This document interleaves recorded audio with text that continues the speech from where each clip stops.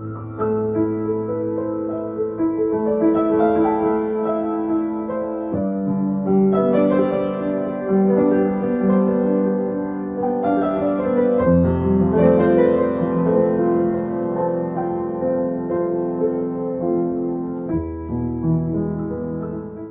téléspectateurs, bonsoir. Bienvenue sur le CAS. Encore une fois, Edna Chery avec nous pour porter baou aux nouvelles éditions de CAS. Mission de le CAS, c'est à chercher, mener pour et permettre de familiariser avec des artistes haïtiens qui vivent dans la diaspora. Nous en chaque mercredi soir de 7h à 8h. Vous pouvez nous sur Facebook, YouTube et à travers Caribbean Television Network. Vous pouvez joindre nous sur Alexa, Roku, Amazon TV, Apple TV, Podcast et DX. Comme à l'accoutumée, nous allons chercher et nous mener au l'autre bout. Mais fois ça, nous allons en Pennsylvanie pour nous joindre un artiste très talentueux, un jeune artiste haïtien talentueux, peintre et sculpteur.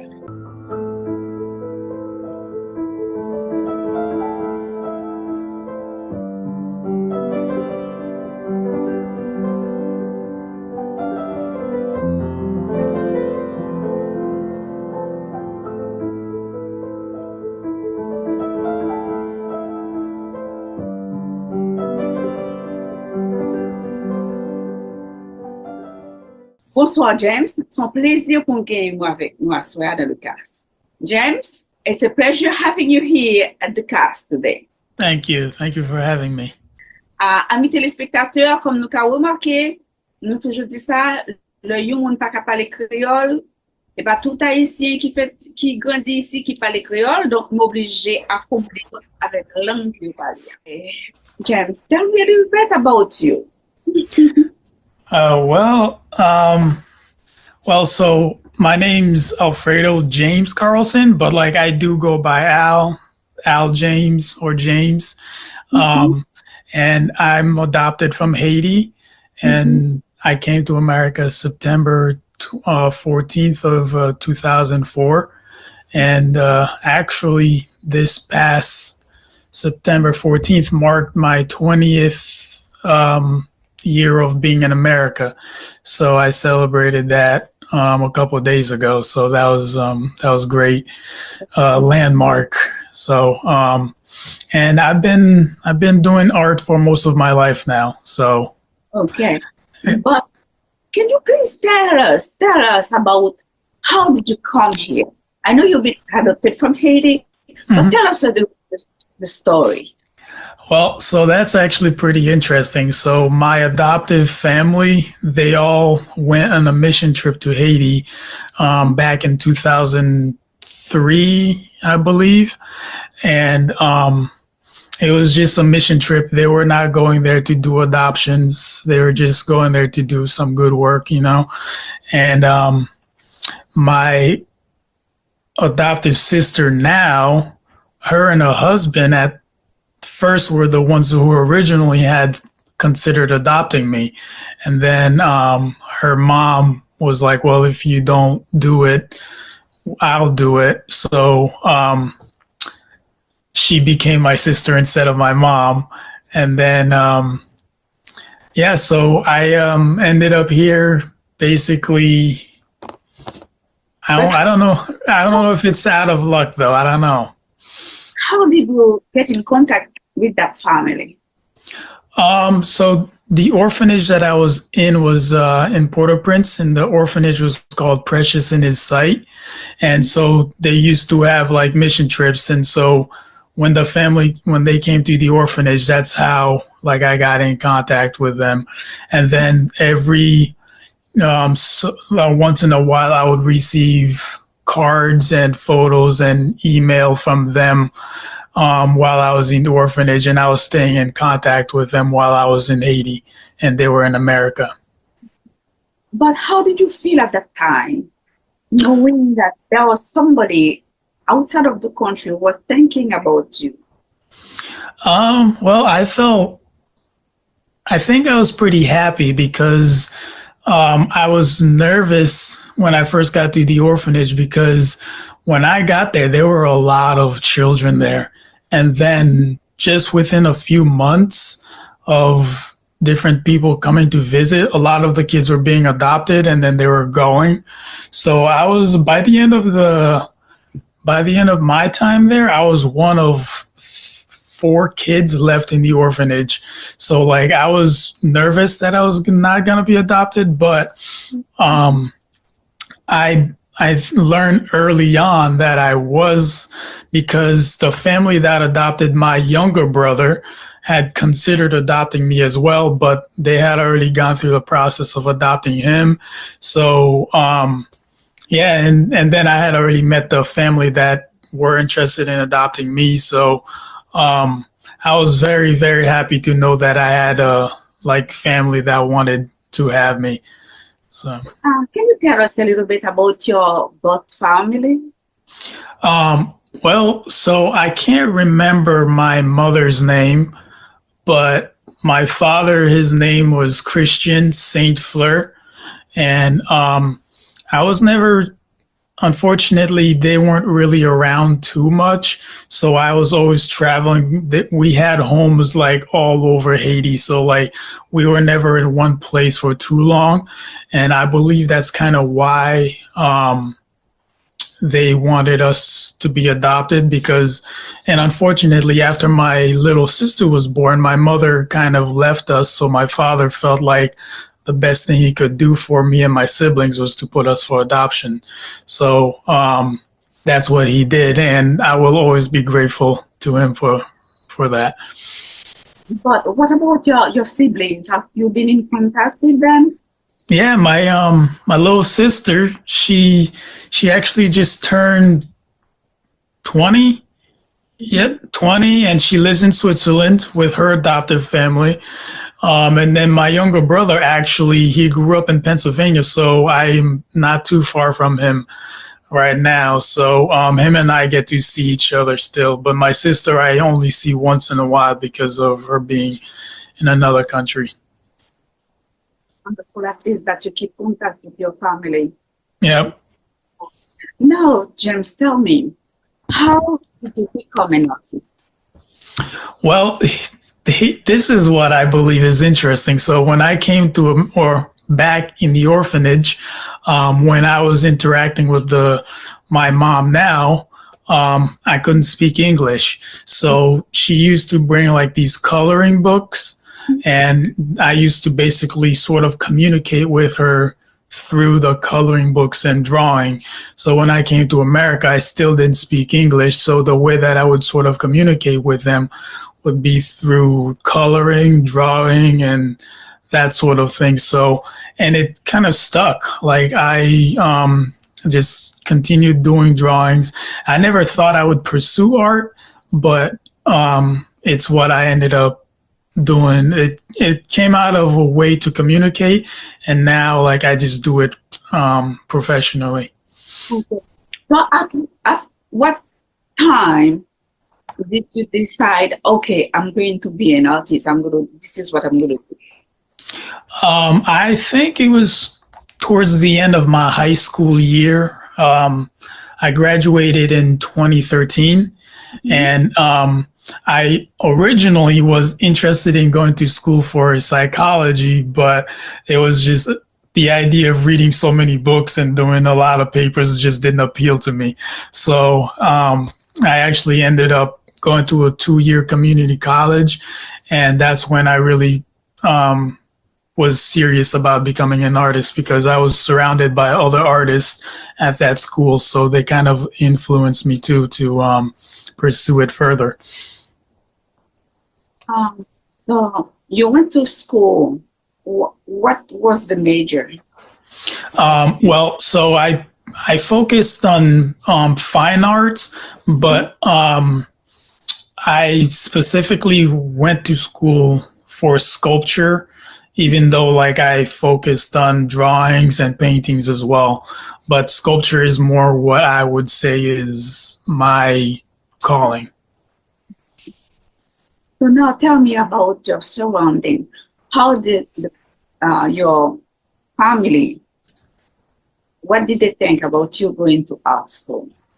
Okay. Well, they were always very supportive. So my older sister, who I told you about, she's an artist herself. So she's a painter too. And so she was always encouraging me to like paint and draw.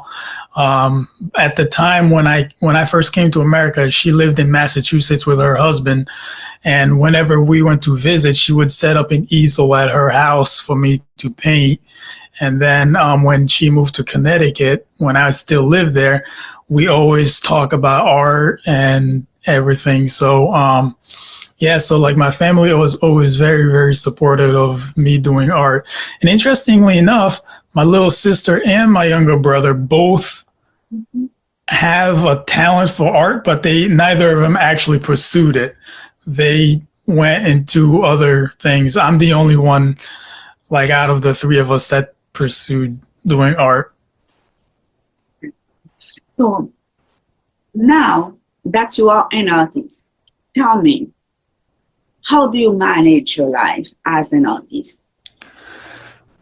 I honestly would say I manage it by taking it one day at a time, because like I'd say it's a learning process every day. Like I'm learning every day. And ever since I got out of grad school, I've mostly worked for other artists.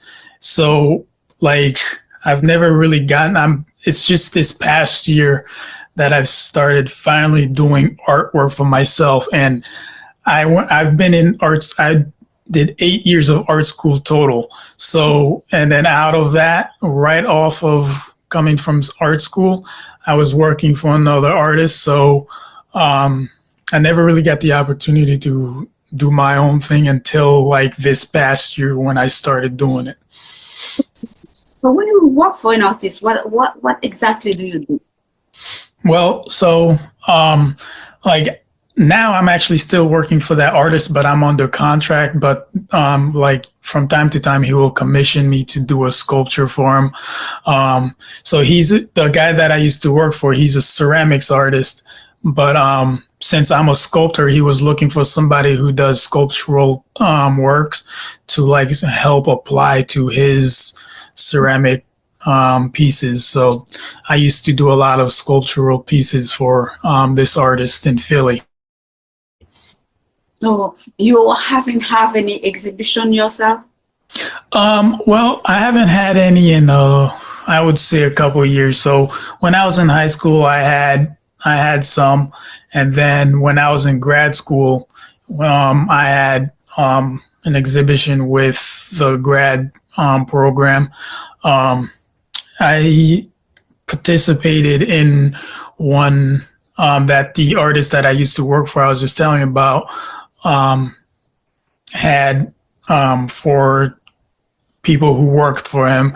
So I've been in some, and then when I studied abroad in Italy, we had one there. So I've been in some like art shows, but it's been a while since I've had my own like show where it's just my work. So I know that you also paint. Yep. What medium do you use? I work both in oils and acrylics. So I have my own. So like my older sister I was talking about, she's a live wedding painter, and she got me into that as well. So I'm a live wedding painter. So that's my business. I work in oils and acrylics. If the client who hires me wants oils, then I'll work in oils, or if they want acrylics, I'll work in acrylics. Wow, you have to work really fast to be able to do, especially Yep, at weddings. Yep. The wedding in oil. Yep. Very good. That's awesome. That's awesome. So what do you see yourself? What do you see yourself as an artist in the future? Well, so I always have had this goal of having my own studio.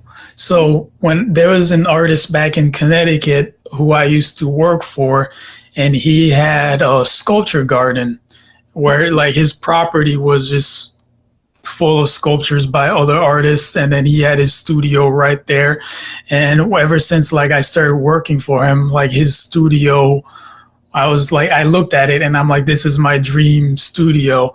So like my goal is to have my own studio where I produce my work out of, like sculptures and paintings.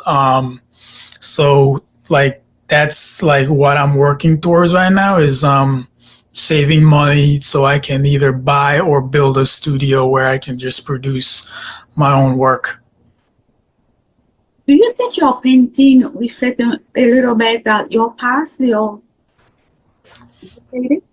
Yeah, well, I used to do more work, I would say that were influenced by my past, from when I lived in Haiti. When I was younger, I used to do artwork related to the things that I used to see there and then the experiences.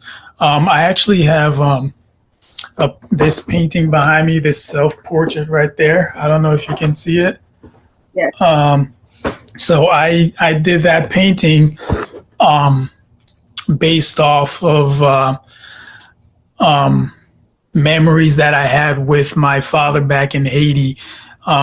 So you can't see in the painting, but there's actually a portrait of him in there as well with me, like kind of like an apparition, kind of just floating in the background.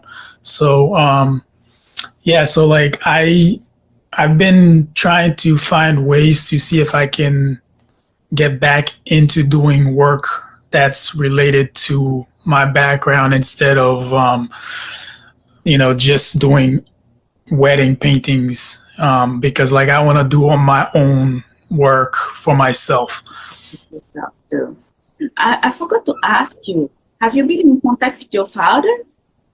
No, I haven't seen him in 20 years now. No. Do you know at least if he's still alive? That's something that I've wondered a lot because, like right after I left Haiti, there was an earthquake. And then in 2008, there was an earthquake again. And then in 2010 and then 2012. So there's just been so many earthquakes. So it's just hard to know whether or not if he's still alive. And I've had family members who are missionaries who who have been to Haiti, and I've tried to give them information as little as possible, but they've not been able to, contact them or find them. So I don't really know if he's still alive or not. And when I left Haiti as well, my mother was pregnant, so I know I have a half sibling back in Haiti. So unless, of course, some tragedy struck, but yeah, as far as I know, they're still alive, but I'm not sure. How to know? Yeah. Okay. So yeah, tell me, have you ever tried to teach art to anybody? Actually, I'm involved with doing quite a lot of teaching, interestingly enough. So when I was in the grad school program, I was teaching undergrad students. I was only supposed to do one semester or 2 semesters of it, but I ended up teaching both years that I was there because like I know how to paint and I know how to sculpt. So they had me teach painting and sculpture. And then right now, out of Lancaster, Pennsylvania, I'm teaching a class every Wednesday. So like I teach a class in the afternoon and then a class in the evening to older people who are basically retired and are just looking for something to do. So yeah. I'm guessing I do the same. Yep, I actually have also gone to mission trips in Poland, and I've taught our two children in Poland there as well. So that's another like thing that I've done involving teaching. Have you ever been tempted to go back to Haiti? I have wanted to go back for a while. It's just life is always got something.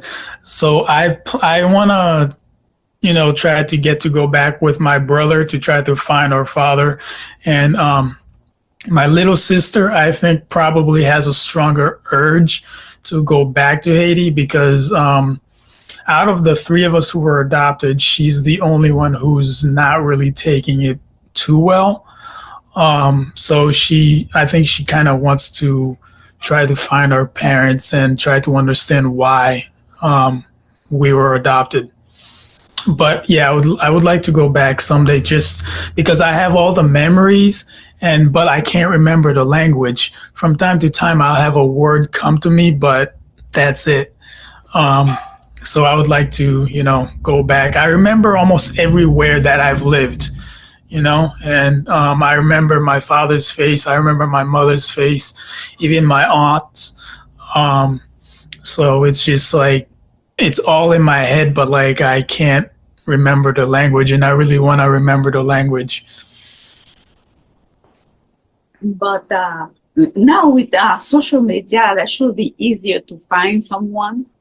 Yep. Everybody's on social media and Yeah. post messages that goes around, and somebody will, Yep.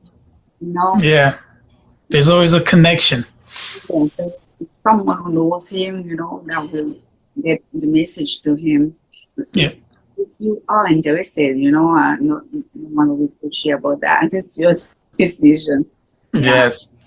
Yeah. So living your family and live in another family, how was that for you? Well, I think it was I would say it was fairly easy for me because like I feel like due to moving so many times back in Haiti, like I adapt really quickly to new environments and then like my family here. But like leaving Haiti was really hard, because that's where I was born. But still, like I adapted fairly quickly and well to the life here in America.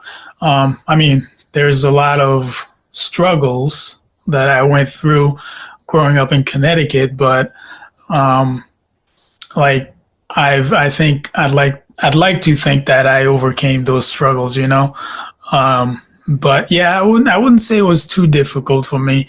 For me, I would say it had to do with me being older, and then my younger brother was adopted when he was four or five, maybe. So he doesn't really remember too much about Haiti, and my sister was adopted when she was 2. So neither of them really remember anything. It's just me that remembers everything. So now that you're here, I know, have you been in contact with other Haitian? Mm-hmm. Sorry, I couldn't catch that last part. I said, have you been in contact, a friend with Haitian? Well, so there are families who adopted children from Haiti that I'm still sort of in contact with. So my older sister, her friend adopted 2 brothers from Haiti the year before I came to America. So I'm in contact with some of those boys still. And so some of the boys from my orphanage, I'm still friends with, and like I'm friends with them on social media, and we text from time to time. I would love to actually meet them in person again because it's been very many years. When I was younger, we used to do a reunion every like year, every summer with the families that adopted children from Haiti.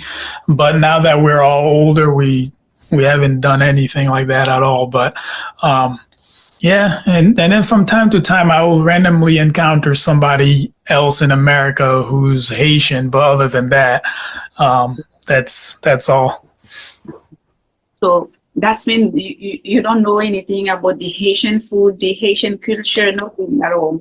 Nope, I really wish I would say the closest that I have gotten is a close friend of mine from grad school. Like he's Ghanaian, but I've learned that the food is like not too different if I remember correctly. I don't know if it's just in my head, but I felt like the food was very similar. But I don't know if that's true though, because it's been 20 years since I've been in Haiti. So that's been you know influenced by Haitian art either. No, I've not. But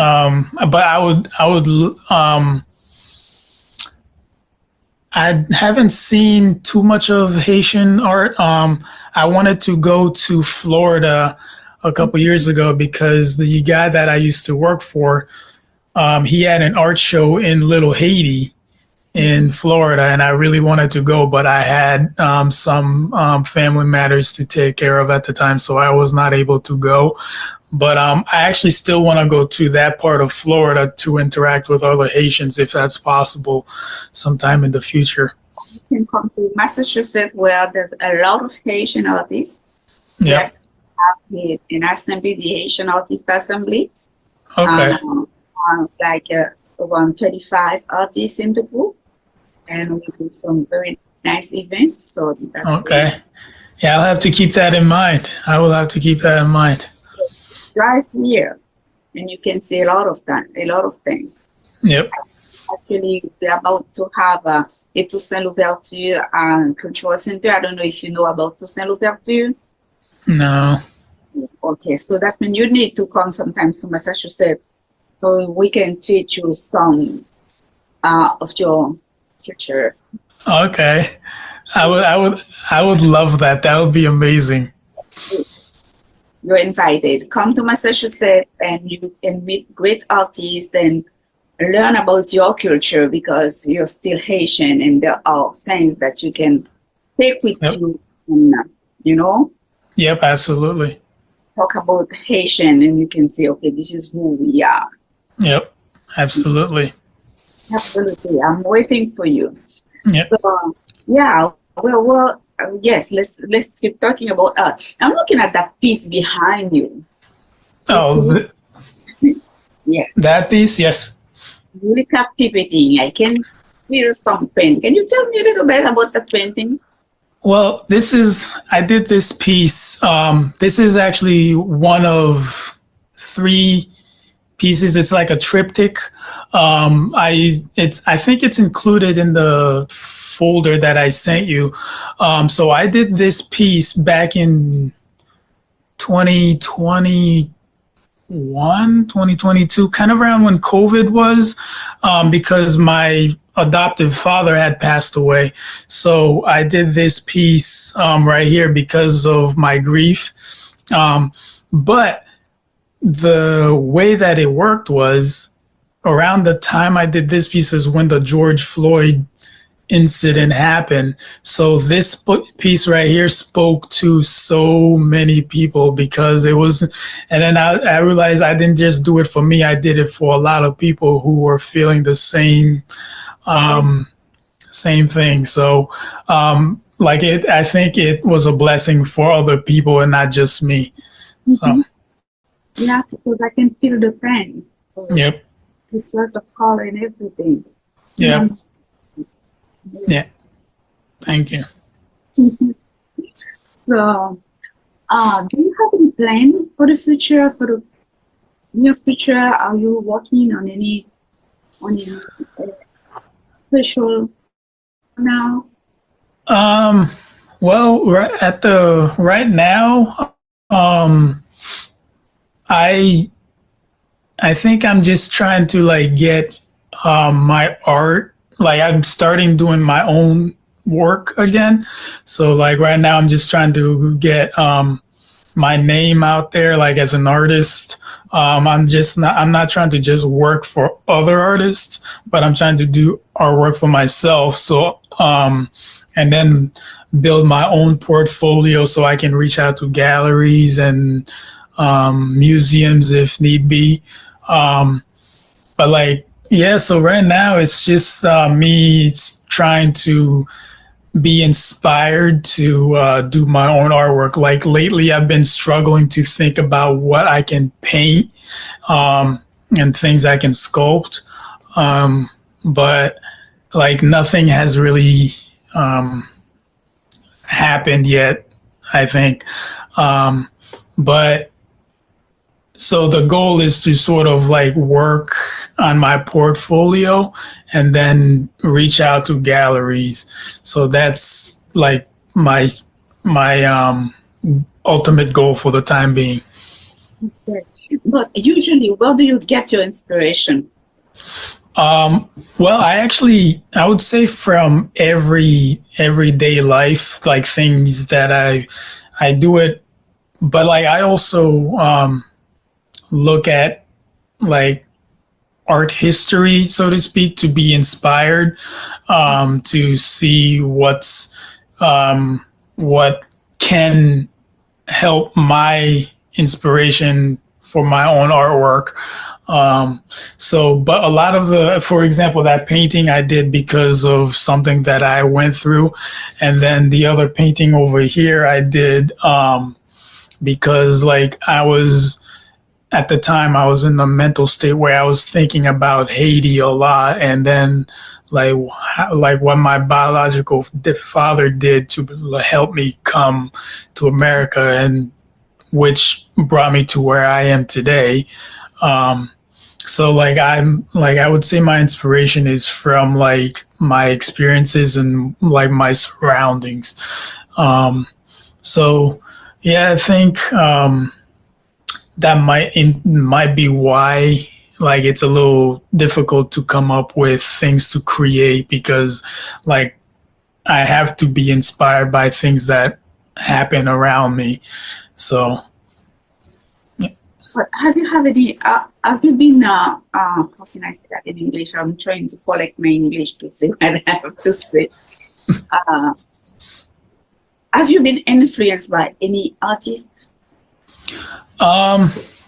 Well, see, that's the interesting thing that I was contemplating a couple of days ago. Like I see other artists and then I see their work and I admire their work. But the only artist that I have truly ever been inspired by has always, and I think will always be, Michelangelo. That's always been like my like artist idol, so to speak, you know. When I visited Italy, like I only wanted to look at Michelangelo art.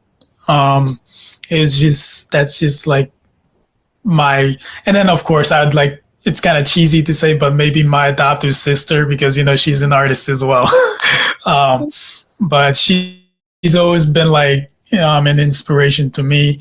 And right now she's inspiring me even more because you know she's a mother of 8 and she's doing artwork while being a mother of 8, and she's making a living from it. So she's always kind of like pushing me to do more. So I say if she can do it with 8 children, I should be able to do it as well. So, But yeah. how often do you go to paint? How often do I paint? Mm-hmm. Well, so actually, I just finished a painting. It's from a wedding painting, but I just finished a painting yesterday, and then actually, I have my easel right here that I was working. I'm currently with a piece right here, another wedding piece. So I paint. I would say almost every day or every other day. So yeah. So I have to keep up my skills somehow. So how do you manage both the sculpture and the painting? Do you manage to have enough time to do both every day? Well, I usually try to. So what I do is I'd like to I work better under pressure. If I feel like I have a time crunch, like I get more work done that way. So I had this painting here to do from a wedding, and I worked under pressure to finish the other one, and then I jumped to this one. So what I do is I take a break and force myself to take a break on one thing, and then I go to my other side of the room to do some sculpture. And while the sculpture elements it's setting up, I take a break from that and then jump back to painting. So I'm like hopping back and forth from one thing to the other.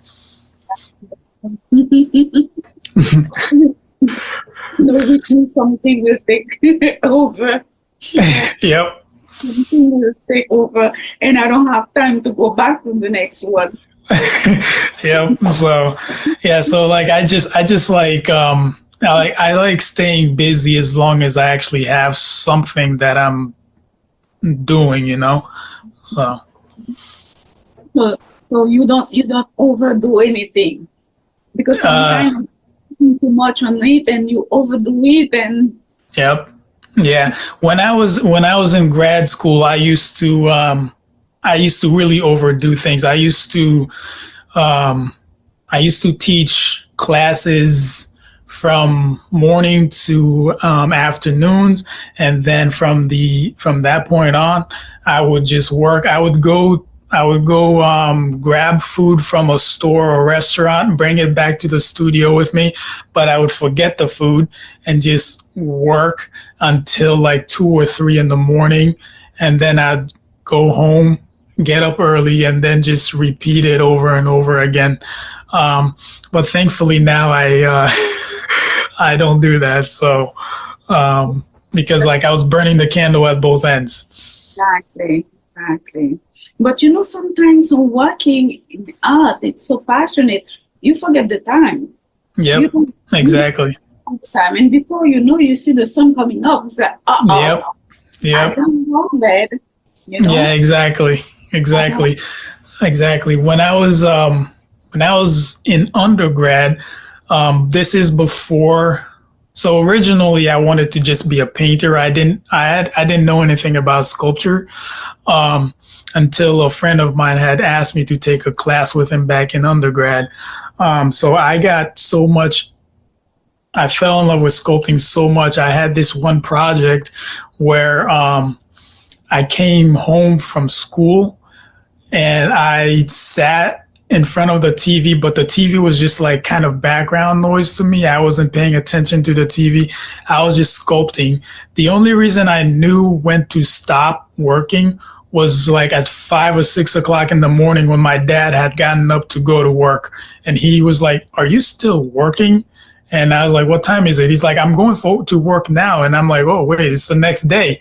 So I was just so in the zone. I didn't even really. But this is good. This is when we do the best work. Yep, We absolutely. focus on it. And sometimes I'm painting and I feel like I'm inside the painting. Yep, This is the feeling that I have. I'm inside of it. So at that absolutely. time doesn't matter anymore. Yep. Yeah, it's like so interestingly enough, that sculpture that I had done, this was back in undergrad, I won a best in show with it. So it was definitely yeah, it was well worth the hard work and then the time that I had put into it. It was done with your heart. So Yep, right, absolutely. amazing.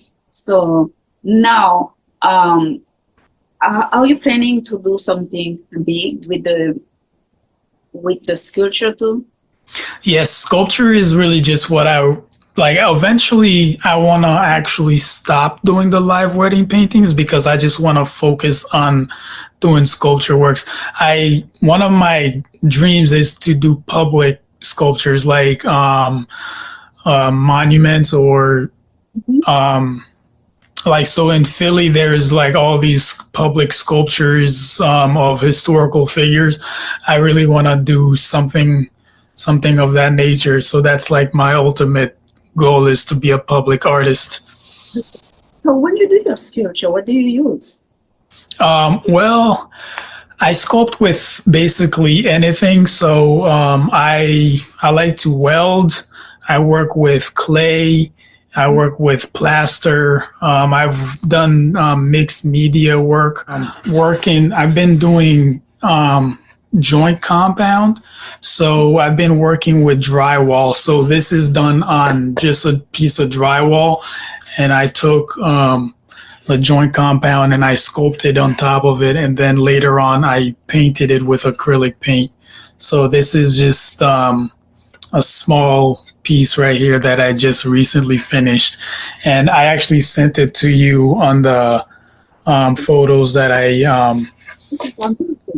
so yeah. So the sculpture. Yeah. Yeah. So I've been To do something like that, take me a little bit to the process. so with the relief. So that's I would say that's a bas relief. So what I do, I don't really like sketching. It's not like there's artists who sketch out their ideas. It's really never been my thing. So and because I've been trying to learn the process of working with joint compound, I've been practicing and doing all sorts of tile pieces. So with joint compound, it's you basically mix it with water, just regular white glue, and sort of I use this green fiber. It's just basically paper that's been cut up really small because it bonds the plaster together. So what I do is I mix small batches because it dries really quickly. So I make small batches and then I basically build up the plaster, and then once it dries, I will draw out my idea on the piece, and then I will basically carve it out, and then so I basically keep adding and subtracting. So which is one of the reasons why I don't think I could ever do marble sculptures, because I do adding and subtracting so much. It's just how I sculpt, so I don't think I could ever sculpt out of marble. But yeah, so that's the like process of how I work with the drywall. And I would say this is one of my favorite pieces that I have ever done, because like I tried out so many other things. And this is like a final result of testing out the joint compound. So This is beautiful because I can tell. So if you don't want something, you just chip it out. mhm. Put some add over it. Mhm. That's make your life easier, I think, than you have Yep. something that Yeah, it's not good. absolutely. Yeah, that's why I don't like any sort of like wood carving or stone carving. I know that's not for me. But I do like to weld because it's still adding and subtracting as well. And I think I might have added one or two pieces in the folder that I sent you of some welded pieces that I did when I was in the grad school. So, but I primarily like working with some sort of clay form, you know? So, so the class that I teach on Wednesdays, it's a ceramics class, but I teach how to hand build things. So like it's kind of got the sculptural elements to it. So, so like I teach people how to And because they already know how to throw things on the wheel. Now they want to learn how to hand build things. So that's where I come in and I teach them how to do that. So there is a difference. So if I put something on the wheel, it's I supposed to build something round, right? Mm-hmm, mm-hmm. So can I build a human Out of clay? On the wheel? No, like you can build a bowl or urn or whatever you want to build on the wheel, and then you can go back and add a sculpture to that. Yep. Yeah. So I wanted to make the difference between the wheel and building. Okay. Yep. Yeah, I was right. So if I want to build, if I want to create a woman, for instance, I have to add things. Sculpt it. I take my clay and then I chip everywhere. And Yes. there's no need for No, you don't need the wheel for that. okay, unless I'm doing something special, a kind of skirt that is open like that, and I want Yes. to move and Yes. something like that. Very good, very good. Yeah. So now, if someone is looking for you, how do they find you? I am on Instagram at Alfredo Carlson _studios. And then my website is Alfredo Carlson studios.com. But like, I mean, I think you would have to do the www.Alfredo Carlson Studios, but I primarily use Instagram, and I also have a second Facebook page, but I don't really go on there too much, but from time to time I will go on there to post some of my artwork, and it's just Alfredo Carlson Studios. So my Instagram is Alfredo Carlson _studios, and then my website is www.alfredocarlsonstudios.com. And then if you go to my Instagram art page, like if you go on my profile, you will see the link to my website on there as well. So you can go on my Instagram, see my artwork there, and then click on the link on there and then see basically the full body of works that's not just on Instagram. So if somebody wants you to come and do a wedding picture, a wedding painting, how does that work? So they would they would either email me at Alfredo J Carlson at gmail.com. I can't remember my own email. And then they would reach out basically requesting what they want, whether if it's oils or acrylics.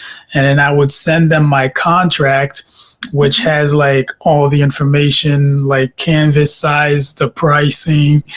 And then after that, they basically tell me what they want. And then we just communicate, payment wise, and then location and that sort of thing. So once I send them my contract, they have all the information right there. And once they tell me what they want, basically I get a deposit, and then I mark their date down, and then that's it. I just go to wherever the wedding is and I go there and paint. That is great. So that's the difference if somebody send you a picture and said, Yeah, so like I do that as well. I work off of photos, and personally, I like that a little better because I get to really just kind of focus on the painting, because one of the things about me is like I would like to describe myself as an introvert, and I like being in my zone of working. And one of the things that I have difficulty, I think I've gotten used to it because I've been doing it for a long time, but I still internally struggle with it a little bit, is when I'm at the wedding and then I have a lot of people talking to me, because like I'm painting and then I stop, and I'm painting and I stop. It's just like once I'm working, I just want to work. But like I understand as one of the vendors, it's part of the entertainment that the Yes. clients want. But like I always kind of feel like I lost my place of work when I'm at the wedding, and like if I'm painting and somebody came up to talk to me, like I kind of lost where I was working. So And one of the things that I think it's amazing because I've never tried that, but when I'm looking at people doing it, and I'm like, okay, there's so many things happening at the same time.